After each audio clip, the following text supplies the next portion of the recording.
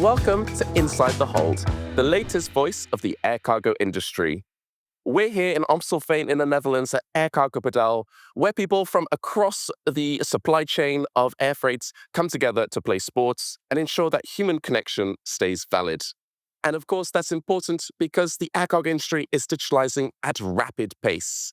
Tooling, dashboards, and platforms are now making our work more efficient than ever, but we may be losing something along the way: human connection. Here at Air Cargo Padel in Amstelveen, we have three extra special guests from within the air cargo industry, weighing up what needs to happen to ensure we stay truly connected as an air cargo industry, not as a nostalgic meme, but as a really key component to ensuring long-term growth, collaboration, and relationships. And our first guest today is Robert, Vice President Europe for Air France KLM Martinair Cargo. And next, I have Jacques, Vice President Cargo EMEA at United Airlines. And last but not least, we have Jarell, CEO and founder of Shypple, or Shypple, as we also say in English. My first question is to you, Robert. As a leader of one of Europe's largest cargo operations, where do you still see human interaction outperforming automation? Yes, well, that's a good question. We have been working on digitization already for very long in our commercial activities, and we have gone very far in digitizing the customer journey. But still, what we must realize is that we are in an industry where not everything goes perfect. And what I see where still humans make the difference is on the moments that matter, which often is when things go wrong. So the digital journey is perfect in making things efficient, making things available 24/7, and letting customers decide for themselves when and how they do business. But at some point, you see that there's also a limit to that. And that's why, combined with digital, we still also invest a lot in our customer service to make sure that our customers have the choice on how to interact. And we see that especially on moments that matter, it's the people that make the difference. And Jacques, as another airline, do you resonate with the words that Robert has just said? Yeah, absolutely. I mean, many things can be digitalized till it goes wrong. Yeah, and let's not forget, cargo is different than the passage world. So if something goes wrong, a passenger would go to a sign with United on it, with KLM on it. A package not. A package stays somewhere, and you rely on the information that is in your systems. Well, our customers can also see that. They don't want to hear that your shipment is offloaded. So the moment, and I agree with you, Robert, the moment what matters is the moment when it goes wrong. And then people prefer talking to individuals to fix it for you. And I think, Jarell, for you, Shypple is completely platform first, right? So really spinning the angle on this topic. How do you embed trust into your product and not just your people then? I was about to say we need more digital freight forwarders. No, it's actually a good topic. I think trust is very important. And I always say it comes by foot and it goes by horse. I think what we've seen, we've started building the platform out in 2017. And a couple of components were really key. And those were reliability and speed. And what we tried to do is we tried to move away actually from phone calls and emails. We had a lot of inbound customers reactively asking us, hey, can you update us? That's the typical, I would say, freight forwarder landscape. We said the data is already out there. Why don't we get that data proactively and present it to customers so that they don't have to ask that question anymore? The two things that were important were reliability and speed. If they can look up the shipment on the airline's website or in ocean shipping, they check the container number on the terminal in Rotterdam, and they see different data than what our platform is showing, then you quickly lose trust. Yeah. Then you need to have 10 more shipments where you have reliable data to win back that trust. And the same is with speed. Maybe our data is good, but it's lagging. So it's also very important if you get it from some source, is that you actually make sure it's like updated every 5-10 minutes, especially in perishables. So I think what we transitioned to was having customers to trust the data that they saw. And the first things they typically did was they looked at the data and they called us. Is the data I'm seeing correct? Yes, we're looking at the same data. The data that you're seeing is correct. And that happened a couple times. And then once they know that we are actually showing them the most reliable data, the fastest way, and we also don't have any more information as humans, that's when you start to build the trust. And for some customers, it took a couple of years. And for some, especially the younger generation, they were quite fluent with it quickly. And I think there you touched on convenience multiple times. And I know that we have delivered as an industry more and more convenience to our customers and whoever they might be in one form or another. But then there's also this argument that actually this convenience has made our customers more demanding. I'm not sure whether you agree with that statement, Jacques, but I think there's so much information now available at people's fingertips that it makes it more challenging, maybe. Nou ja, I agree all what has been said. Yeah, it depends a little bit in which niche you are also in. I mean, you talked about trust. Yeah, and digitalization, the moment what we agreed, let's say in our industry, is a shipment from A to B. Yeah. What we did not agree was a transit time if a shipment would go from A to B to C to D. Yeah. As long as it's on time at the destination, nobody would care. But the digitalization made everybody aware, especially the shippers, from hey, my shipment is not going from Amsterdam to Houston. Basically, it could be, in your case, could be from Amsterdam via Paris or whatever. It flies to Houston or to Washington. For us, could be the same.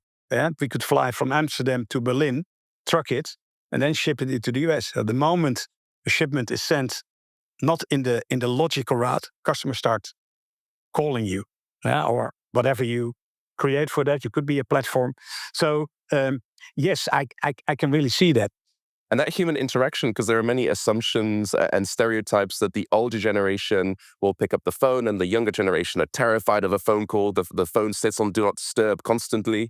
Do you see that the same within the air cargo industry, these myths and assumptions? Actually, we shouldn't forget that our customers interact every day with digital platforms outside of their work.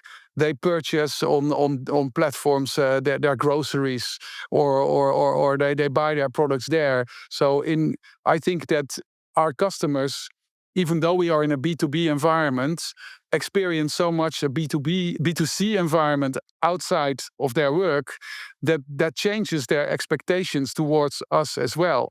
And we have to act on that. So it's not us that are educating our customer to think digital. They do that themselves, raise their expectations, and we then have to respond to those expectations. And I think also that is not necessarily related to age. I think the creativity of people that can, outside of the, let's say, the scripts of what you need to do in what situation, have the creativity to find the solutions is key in making the difference. I would like to challenge that a little bit, because now with AI, I think we're all using, I guess, ChatGPT. Yeah. I just used ChatGPT to learn how many people work at KLM, because you guys have a lot of people walking around here. So I was like, how big is KLM actually? 35,000 people. I would say ChatGPT is, I think, great for, it's faster. I could have asked the people, but I don't think they would have given me the right answer. So I think it's also, if you know that a system, or in this case AI, and AI is actually can be creative and can handle a lot of unstructured questions and data.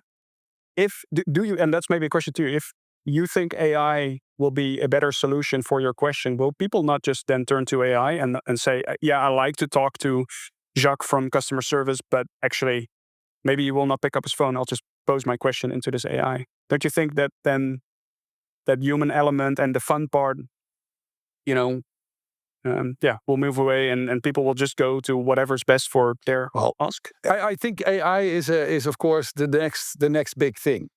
We are also looking at the use of AI agents in all kinds of transactions that we do. And the advantage of AI is that AI, for example, where in the old world, if you digitize something, you need a customer to follow a predefined process or a predefined format for an RFQ or something like that, because otherwise we have difficulty interpreting it. The advantage of AI is that AI can easily adopt to different ways of communicating, but AI needs to be trained.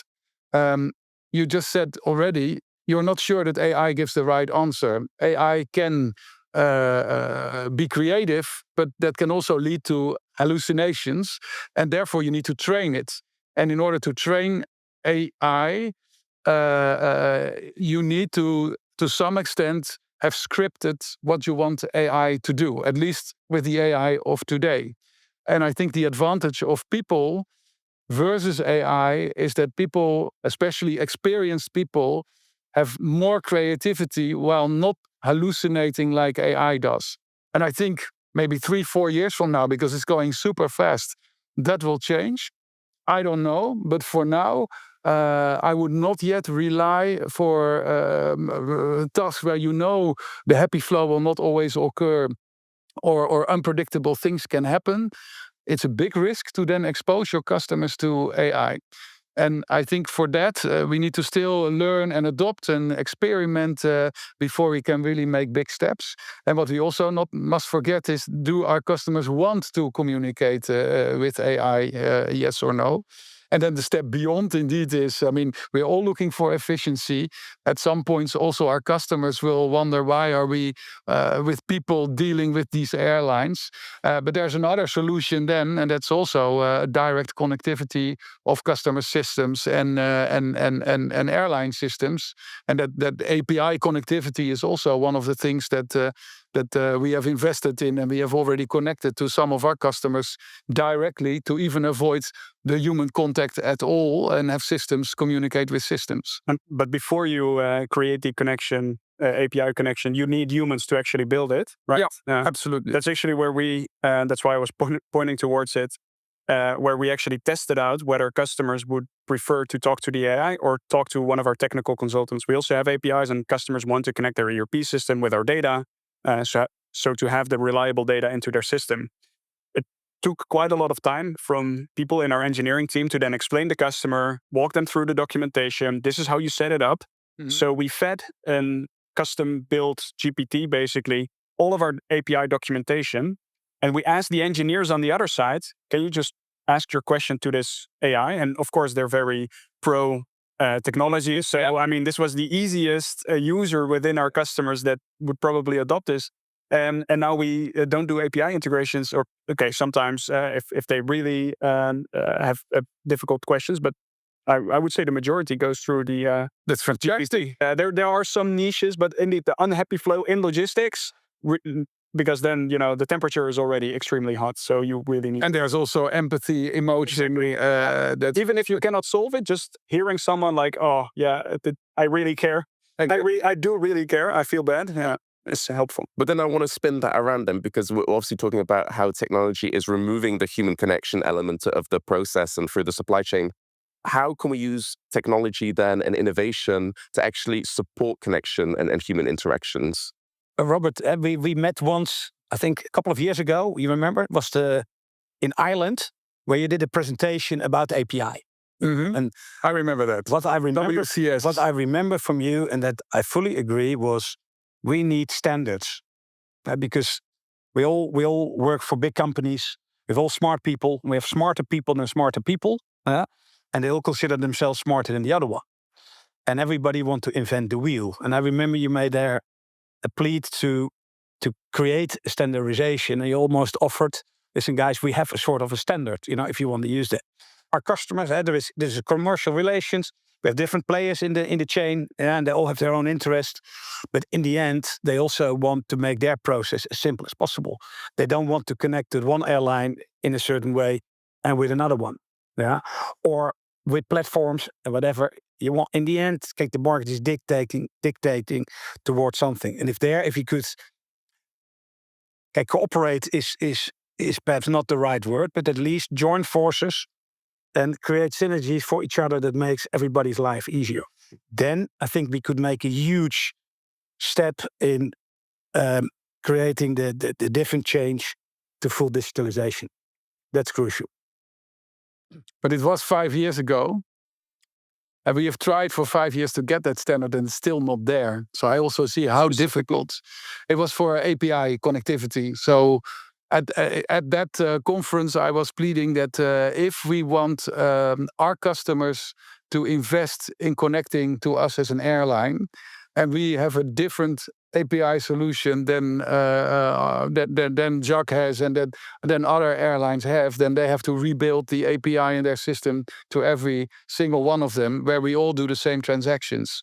So why not maybe not on the business content, because that's of course not something to share, but at least on the interface to have a standard and also to standardize the steps in the process to make it for a forwarder simple to connect to airlines because they all have the same interface. But what I now see is that it has been extremely difficult because the level of maturity of the airlines and of the forwarders is very different. And therefore, nobody is on the same page and on the same level of innovation to do that. And now we see that third-party platforms have filled that gap by basically helping airlines and forwarders to fill those differences and to facilitate that connectivity, either with a user interface platform or even under the hood with middleware. And if you could redesign one part of the cargo chain to put humans first, what would you do, Gerard? To put humans first. I think we have gone into a certain route where we need humans less and less. So I'm in that sense quite pessimistic.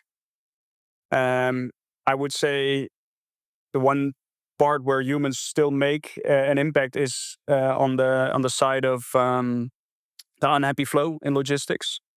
And I think the relationships are important in the sense that if you know whom you're dealing with, and we have these conversations, and maybe I call you tomorrow for some rates to the US, then I think now it helps you maybe understand my business a little bit better. And I think that's where humans will play a key role. It's also the fun part. So I think our jobs will be more fun, but I actually think it will be 10, 15% of what we're currently doing.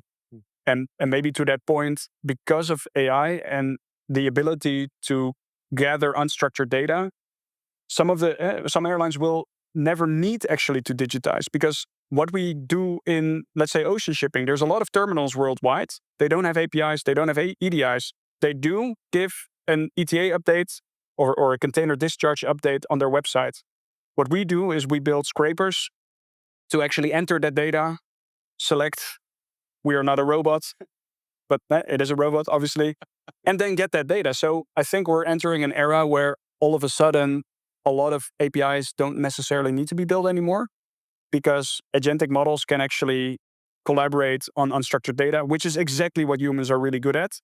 So what we will be doing is really that last 10%, which is really about the relationships and solving those things and maybe kind of helicoptering above those systems if they can't.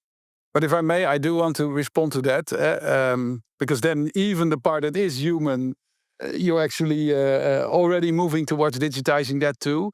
What you just said just now was the unhappy flow. That's where still the people make the difference.